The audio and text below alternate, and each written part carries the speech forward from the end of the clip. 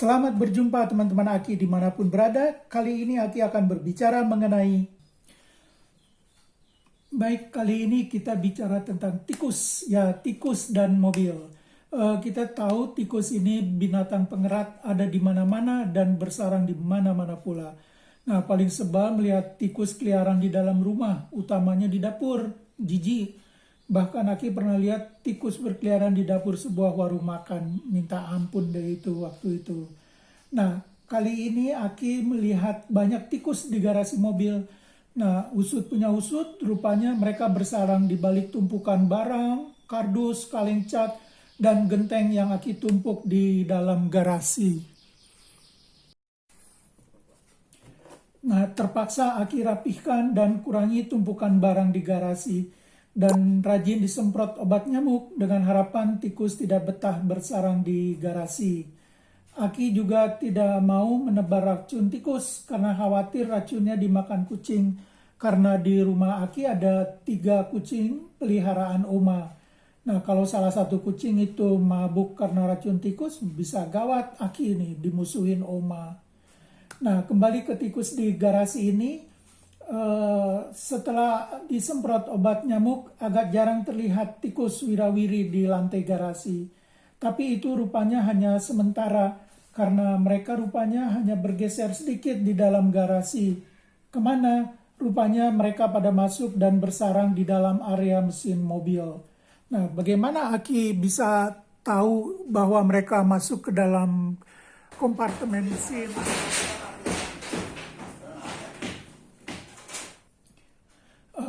Suatu saat Aki memanaskan mesin mobil dan pasang AC di dalam mobil. Tiba-tiba kok ada bau apa keluar dari hembusan AC, campur bau asam menyangat. Waduh, ini jangan-jangan bau tikus lagi. Nah, Aki cari tahu penyebabnya dan Aki buka itu tutup mesin mobil. Ternyata bau asam itu semakin kuat. Nah, jadi rupanya kini tikus itu jadi bersarang di dalam kompartemen mesin. Nah, terlihat di sela-sela blok mesin juga ada tumpukan daun kering, rumput kering, potongan kertas kecil-kecil, dan banyak tai-tai tikus kecil-kecil. Nah, melihat hal ini besoknya mobil Aki bawa ke bengkel resmi tentunya, dan dicuci mesinnya. Memang kata orang bengkel banyak sisa-sisa bekas sarang tikus. Mulai dari daun segala macam lah di dalamnya. Jadi Aki bersihkan dan diharapkan tidak ada lagi tikus. Suatu saat setelah hujan besar, Aki coba buka kap mesin untuk cek rutin keadaan mesin. Ternyata Aki lihat di mesin loh, kok banyak sekali lumpur tanah dan tapak-tapak kaki tikus kecil-kecil. Waduh, mungkin tikus pada masuk lagi nih.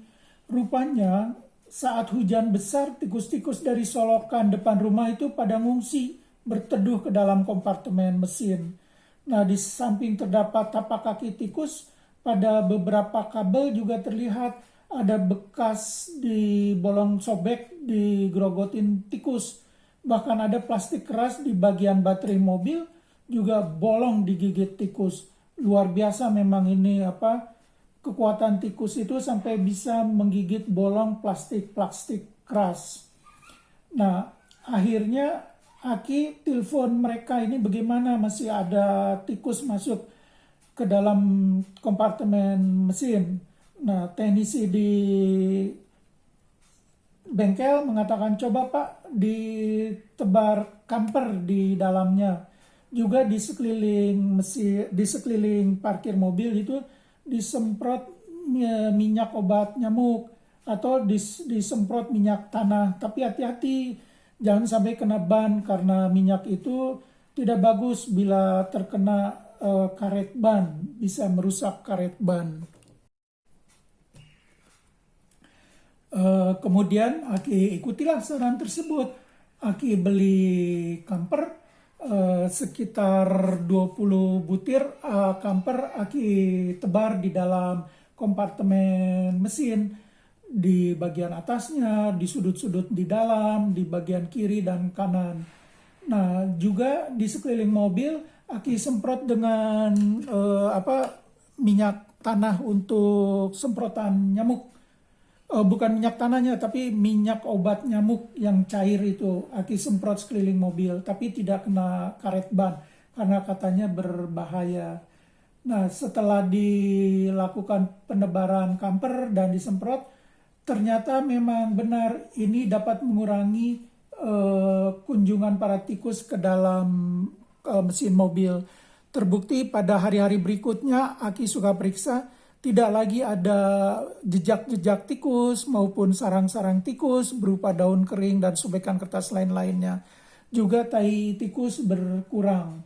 Nah, jadi Aki agak senang dengan metode terakhir ini, memberi kamper kecil-kecil di bak mesin dan semprot minyak obat nyamuk sekeliling mobil.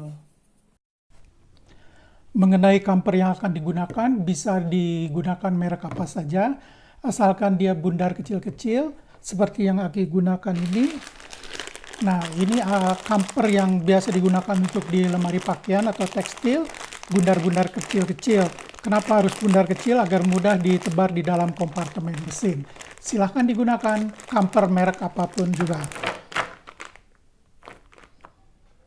Oke, ini adalah kompartemen mesin, sudah diberi kamper di berbagai sudut, dan ini dilihat ada di aki atau baterai mobil, di pelosok-pelosok di bawah juga diberi, semua ini juga diberi, di atas sini, di belakang, ini juga jauh di dalam.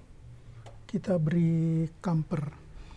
Mengenai kerusakan bekas digigit tikus, bisa dilihat di sini. Yang ini bolong.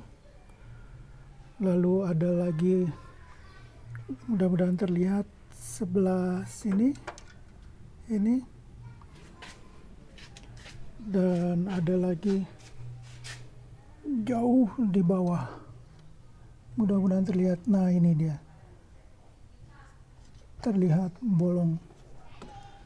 Oke, itulah gambaran menaruh kamper di dalam kompartemen mesin.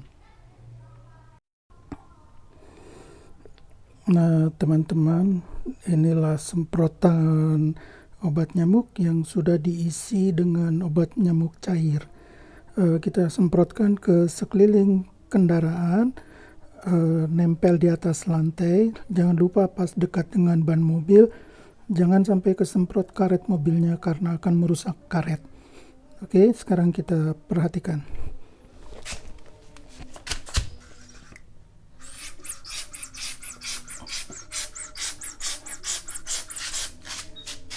Jadi begitu, disemprot dari sini ke sini, jaraknya jauh.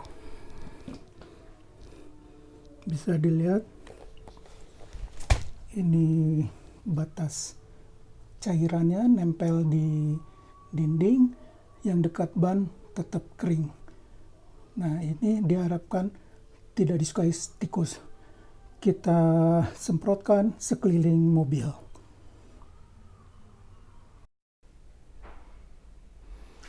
Sedangkan untuk menyemprot minyak anti nyamuk di sekeliling mobil dapat dilakukan di bawah batas bumper. Ini semprotlah sehingga minyaknya terlihat di dalam atau di atas permukaan. Jadi jangan terlalu tipis, harus agak tebal. Nah, yang harus hati-hati adalah di dekat ban mobil. Usahakan jangan sampai minyak itu terkena ban, karena ban ini bisa rusak melar. Jadi agak jauh, tapi cukup banjir. Kalau mau nekat bisa juga dengan dicocor ke sini, agak jauh dari ban. Ini terus sampai sekeliling ini, diharapkan tikus tidak akan menembus garis batas cairan obat nyamuk. Di sini juga sampai terus ke depan, terus ke belakang sana, sekeliling mobil ketemu di ujung sana. Oke. Nah, itulah tadi bagaimana Aki mencoba mengurangi kehadiran tikus di kompartemen mesin. Nah, tapi ternyata ada kerepotan lain juga dengan penebaran kamper ini. Yang harus hati-hati adalah sebelum menyalakan mesin, kita harus mengambil keluar seluruh kamper-kamper ini. Jadi butuh waktu untuk mengeluarkan kampernya dulu dari kompartemen mesin, baru mobil bisa dijalakan. Nah, hal ini untuk berjaga-jaga menghindari kemungkinan terjadinya hal-hal buruk yang tidak kita inginkan. Nggak tahu apa, lebih baik dikeluarkan dulu, baru mesin dinyalakan. Nah, yang Aki tahu kamper ini bila terkena panas mesin akan mencair. Nah, Aki khawatir cairan kamper ini berdampak buruk terhadap metal maupun karet di dalam blok mesin. Nah, sekarang ini kunjungan para tikus sudah jauh berkurang, Aki senang. Jadi kalau ada problem tikus masuk kompartemen mesin, mungkin cara Aki ini bisa membantu untuk mengurangi kehadiran tikus di dalam kompartemen mesin. Ya, tidak ada tehnya, lupa ini ya.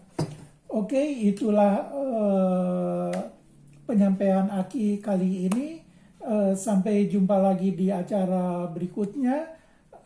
Jangan lupa tekan tombol subscribe dan lonceng di bawah ini. Dan juga jangan lupa untuk tetap ingat protokol kesehatan 3M, 5M, bahkan 6M. Ini semua sangat berguna untuk mencegah terjadinya hal-hal yang tidak diinginkan sehubungan dengan adanya pandemi yang sudah berjalan 1,5 tahun ini. Oke, terima kasih. Sampai jumpa lagi di lain waktu.